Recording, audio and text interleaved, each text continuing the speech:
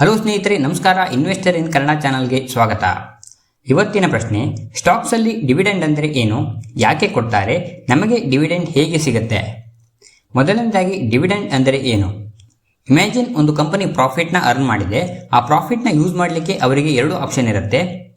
ಒಂದು, ಆ ಪ್ರಾಫಿಟ್ನ ತಮ್ಮ ಬಿಸ್ನೆಸ್ನಲ್ಲಿ ರೀಇನ್ವೆಸ್ಟ್ಮೆಂಟ್ ಮಾಡ್ಬೋದು, ಅಥವಾ ಆ ಪ್ರಾಫಿಟ್ನ ಒಂದು ಭಾಗವನ್ನು ಶೇರ್ ಹೋಲ್ಡರ್ಸ್ಗೆ ಶೇರ್ ಮಾಡ್ಬೋದು. ಈ ರೀತಿ ಪ್ರಾಫಿಟ್ನ ಶೇರ್ ಹೋಲ್ಡರ್ಸ್ಗೆ ಹಂಚೋದನ್ನು ಡಿವಿಡೆಂಡ್ ಅಂತ ಕರಿತೀವಿ.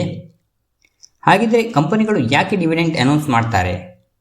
ಹೌದು, ಕಂಪನಿಗಳು ಪ್ರಾಫಿಟ್ನ ಬಿಸ್ನೆಸ್ಗೆ ರೀಇನ್ವೆಸ್ಟ್ಮೆಂಟ್ ಮಾಡಬಹುದಲ್ವಾ, ಯಾಕೆ ಶೇರ್ ಹೋಲ್ಡರ್ಸ್ಗೆ ಕೊಡ್ತಾರೆ ಅಂತ ಕೆಲವರಿಗೆ ಅನ್ನಿಸ್ಬೋದು. ಯಾಕೆ ಅಂದರೆ, ಟು ರಿವಾರ್ಡ್ ಇನ್ವೆಸ್ಟರ್ಸ್. ತಮ್ಮ ಕಂಪನಿಯ ಶೇರ್ಸ್ನ ಹೋಲ್ಡ್ ಮಾಡಿದಾರಲ್ವಾ, ಅದಕ್ಕೆ ಒಂದು ರಿವಾರ್ಡ್ ಥರ ಇರಲಿ ಅಂತ ಡಿವಿಡೆಂಡ್ ಕೊಡ್ತಾರೆ.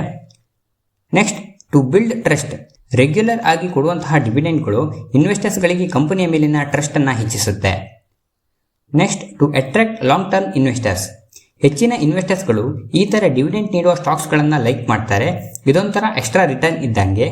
ಹಾಗಾಗಿ ಲಾಂಗ್ ಟರ್ಮ್ ಇನ್ವೆಸ್ಟರ್ಗಳಂತೂ ಬೇರೆ ಸ್ಟಾಕ್ಸ್ಗಳ ಜೊತೆಗೆ ಈ ತರಹದ ಡಿವಿಡೆಂಡ್ ನೀಡೋ ಸ್ಟಾಕ್ಸ್ಗಳನ್ನು ಕೂಡ ತಮ್ಮ ಪೋರ್ಟ್ಫೋಲಿಯೋದಲ್ಲಿ ಹೋಲ್ಡ್ ಮಾಡಿರ್ತಾರೆ.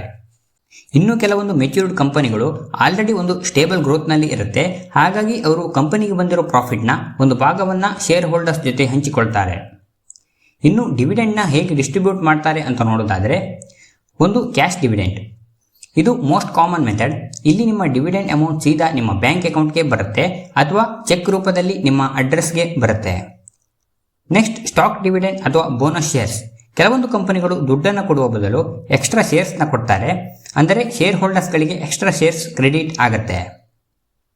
ಹಾಗಿದ್ರೆ ಡಿವಿಡೆಂಡ್ ನಿಮಗೆ ಹೇಗೆ ಮತ್ತು ಯಾವಾಗ ಸಿಗುತ್ತೆ? ಡಿವಿಡೆಂಡ್ ಸಿಗಬೇಕಂದ್ರೆ ಆ ಸ್ಟಾಕ್ಸ್ನ ನೀವು ಬೈ ಮಾಡಿ ನಿಮ್ಮ ಪೋರ್ಟ್ಫೋಲಿಯೋದಲ್ಲಿ ಇರಬೇಕು. ಅದು ಹೇಗೆ ವರ್ಕ್ ಆಗುತ್ತೆ ಅಂದರೆ, ಮೊದಲು ಕಂಪನಿ ಡಿವಿಡೆಂಡ್ ಅನೌನ್ಸ್ ಮಾಡುತ್ತೆ, ಒಂದು ರೆಕಾರ್ಡ್ ಡೇಟ್ನ ಸೆಟ್ ಮಾಡುತ್ತೆ.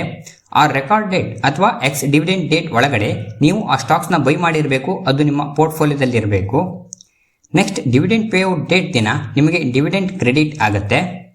ನೀವು ಈ ಡಿವಿಡೆಂಡ್ಗೆ ಅಪ್ಲೈ ಮಾಡೋದೇನು ಬೇಕಾಗಿಲ್ಲ, ಇದೆಲ್ಲ ಆಟೋಮೆಟಿಕ್ ಆಗಿರುತ್ತೆ.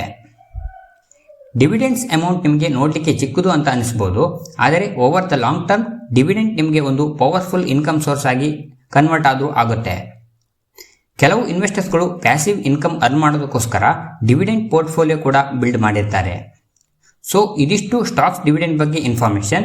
ನಿಮಗೆ ಈ ವಿಡಿಯೋ ಇಷ್ಟ ಆಗಿದ್ರೆ ವಿಡಿಯೋನ ಲೈಕ್ ಮಾಡಿ, ಹಾಗೆ ನಿಮ್ಮ ಫ್ರೆಂಡ್ಸ್ ಜೊತೆ ಶೇರ್ ಮಾಡಿ. Thanks for watching.